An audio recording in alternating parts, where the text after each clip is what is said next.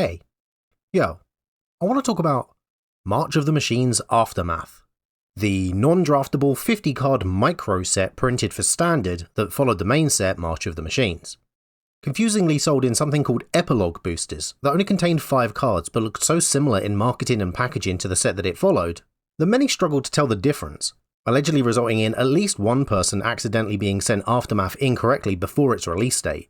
To which, that person then uploaded a video online of them opening the cards that they paid for, which is totally fair. Wizards intentionally leak cards all the time hoping they'll get shown off as a form of free marketing because everybody loves a spoiler and it builds hype. Except, this time Wizards weren't happy with that happening, and so they sent the union-busting Pinkertons to his house to threaten his wife and get the cards back. Link in the description for that initial leak video and this article about it too. And I'm sure I don't need to spend much time telling you how Aftermath was received by the public. To hear Mark Rosewater tell it on his Blogger post, link in the description. I've seen the data, it was hated. So what is there left to say? Well, recently, and by recently I mean on the 13th of February, I am behind on my scripts. Anyway, this video was posted on the Magic the Gathering official YouTube page, Weekly MTG Epilogue on Epilogue. And it was very long and discussed several things, some of which touches on topics I may cover in other videos. For instance, Beyond Boosters, what it means for Wizards of the Coast to partner with controversial companies like Ubisoft, the design around the upcoming Outlaws of Thunder Junction set, things like that. But for today, I just want to focus on the sections talking about Aftermath boosters, their design, and what the intent behind their creation was. And then I'm going to ask, March of the Machines Aftermath was obviously a failure in terms of what players wanted. I suspect it was a financial failure. But was it a failure of intent? Was Aftermath a failure of design, or did it succeed in being the product that the designers intended it to be, even if that product wasn't very good? In short, I want to go through this video and try to determine what were the factors in their decision to create Aftermath Epilogue boosters, and judge the final version of that booster based on those factors to see if they succeeded in those specific regards or not.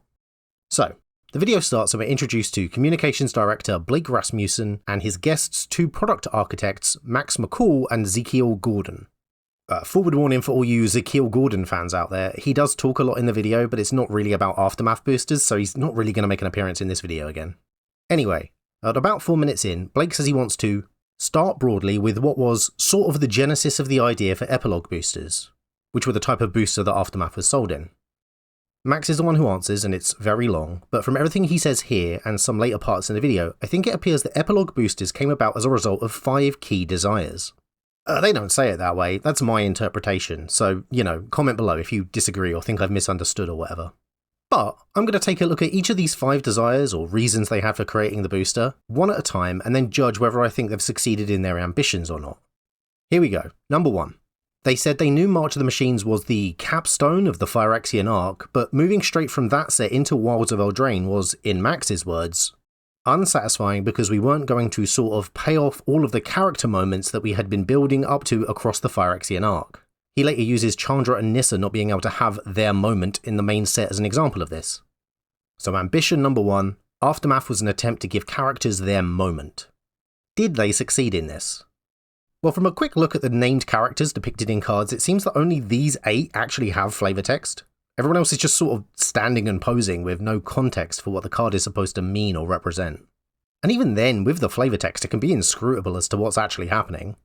Take Jarina, Dauntless General. The flavor text reads, "Our strength lies not in our walls, but in our people." Okay, so what the fuck does that mean? Is Ikoria tearing down its walls? Are we meant to guess?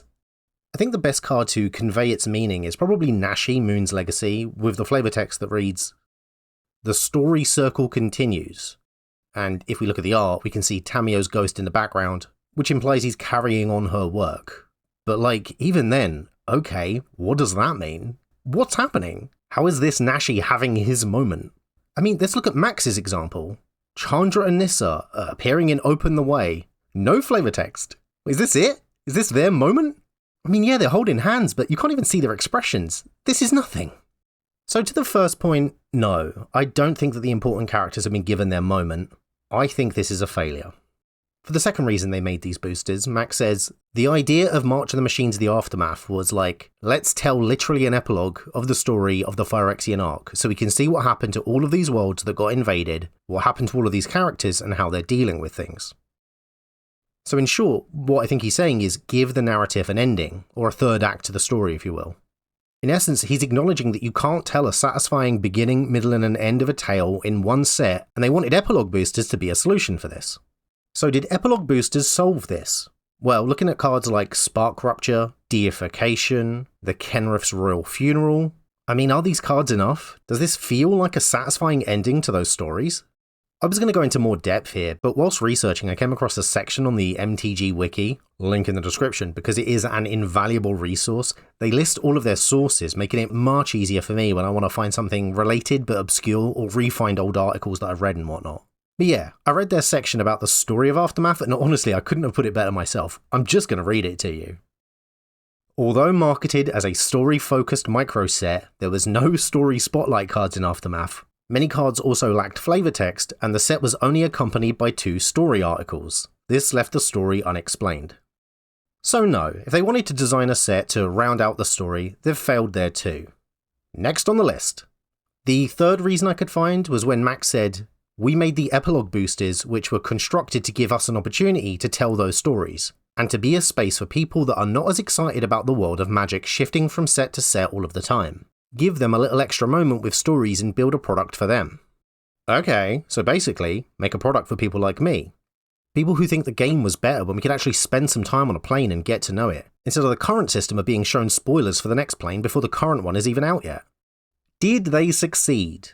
Well, as a fan of Innistrad who would love to return to free set blocks and off of the back of Midnight Hunt and Crimson Vow, let's look at what I got here. I got Sigarda, Font of Blessings. Markov Baron? Oh, and that's it.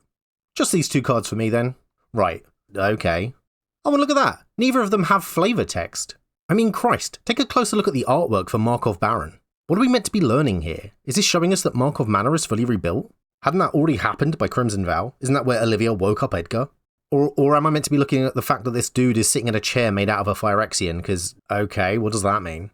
Is that people in the background? I can't quite see them. Or am I meant to be looking here, this weird blood? I mean, there are blood mages on Innistrad, or is that meant to be something special? Why out of anything on Innistrad is this what you've shown me? What does it represent? At 38 minutes 13 seconds of the video, Blake says, "There has also been a number of questions since we talked about Epilogue as a way to show the rest of the story. There have been questions about why not go back to blocks? Why not expand that story? Why jump into Worlds of Eldraine and instead have a whole Aftermath set?" I mean, yeah, Blake, my thoughts exactly. You already said that you had more story to tell, and it wouldn't be right to cram it all into the same set. Remember earlier when Max said about Chandra and Nissa not getting to have their moment? That's kind of a big deal. Well, they kind of answer that in the video. Apparently when it comes to the worlds of Magic the Gathering, every player has a different favourite. And by staying on one world, only the small subset of players that like it there are being catered to. So instead, they move to a different world where a different subset of players are catered to. Which to me would make more sense if we weren't constantly going to new worlds all of the time and then leaving before anyone had enough time for it to become their new favourite. Blake then goes on to say that a lot of people ask for a return to the block structure, but he played during that area and that it wasn't as good as people remember. He said that people would get tired of some of the worlds. Why? Well, they talked about that too, and they say it's because all the good cards would be put into the first set and the second and the third sets would be bad. Max says, "Some of those second and third sets were pretty rough. Everyone's favourite mechanic typically goes into the first set. All of the coolest card designs that pay off the best tropes of that world go into the first set. By the time you get to a set like the third one in a block, it's starting to look pretty iffy." Blake then follows this up with, "I think there are probably more third sets in the block era that were, or second and third sets that were mediocre to not great than there were really good ones." This culminates in Max telling a story about the Ravnican set, Dragon's Maze, in which Max says, "Dragon's Maze famously is a set that doesn't contain dragons. The reason it's named Dragon Maze and doesn't contain a dragon is because nobody told the lead designer that the set was named Dragon Maze. He's still bitter about that. Ha ha ha, they all laugh." Are you fucking kidding me? The reason we can't have 3 set blocks is because of your fucking incompetence? If 2 out of 3 of the sets that you designed suck, do you think maybe it's not the plane that's the issue? Are you really telling me that Aftermath boosters are the best you can do in terms of telling a story with a beginning, middle and end, just because you kept making bad sets? How does moving to a new plane even fix that issue of design? Jesus Christ, get fucked. Point 3, failure. Next.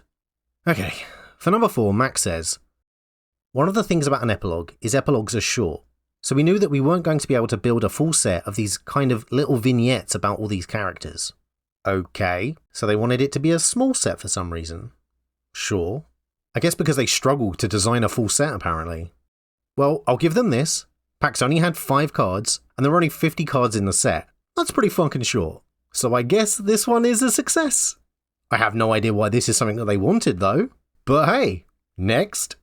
The last point, Max then goes on to say, there are some people for whom drafting isn't a way that they want to experience Magic necessarily, and lots of commons aren't pertinent to them because they don't care about draft, and so those are kind of meaningless. And so that we also thought was an opportunity.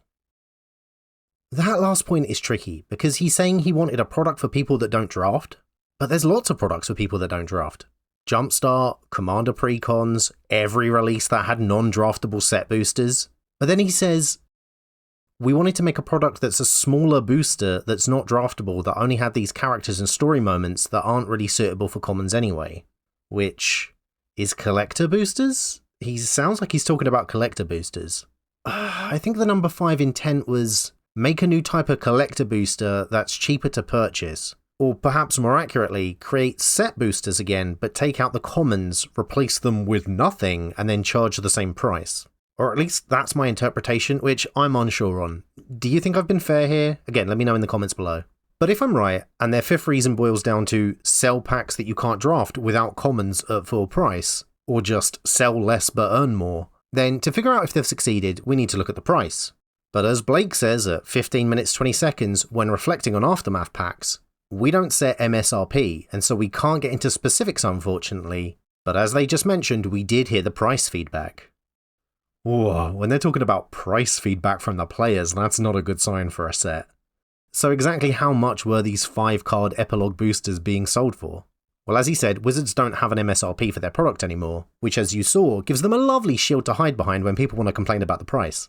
But looking at my local game store as an example, they sold them for full regular price. £4.49 per booster, or £84.50 for a display box of 24 packs, which works out to be just over £3.50 per pack. However, if you wanted collector boosters that contained a 6th card, well they were just £20.99 per pack, or £204.50 for a collector box of 12 packs. That's just over £17 per pack, or £2.84 per card. Fuck me, that is expensive. And as they've heard from the feedback, players weren't willing to spend it. So I think we all know that this is a failure too. However, giving what Max said originally about point 5 here, if you were going to give it a more charitable read, you could interpret it to mean that he wanted less repetitive packs. You know, so players didn't pull the same commons over and over. But if that's the case and not the money, then it's still a fail because as he himself says at 9 minutes 21, it turned out that even with the booster fun, there's still just too much homogeny in the pack opening experience. You get too many of the same card over and over again. This may have been an attempt to entice players who would normally buy singles into opening a pack, because the lower number of cards in the set means an increased chance of getting what you want. But the packs are so expensive for what they are. Why would you spend the same amount you'd normally spend for 15 cards to get a pack of 5? Or when you could just buy the single. So in conclusion, yeah, Aftermath failed. I know it, you know it, and they know it. But I hope, at the very least, it was interesting to see on just how many levels it failed. What are your thoughts? Let me know in the comments below. And hey, let's end this on a positive. They succeeded on number 4, because at least the set was short, right? Thank God. Thank you very much for watching this video, and thank you to my patrons whose names are on screen now. I'd also like to thank the sponsor for this video, me and my Patreon page, where you can get your name credited on screen too. Check it out in the link in the description below. Hit the like button, leave a comment, install an adblock, and most importantly subscribe and share this video with a friend. Hit the notification bell and do all those things the algorithm loves. If you agree or disagree with any of my points, or you want to see me do a video on another subject, let me know and I will see you next time.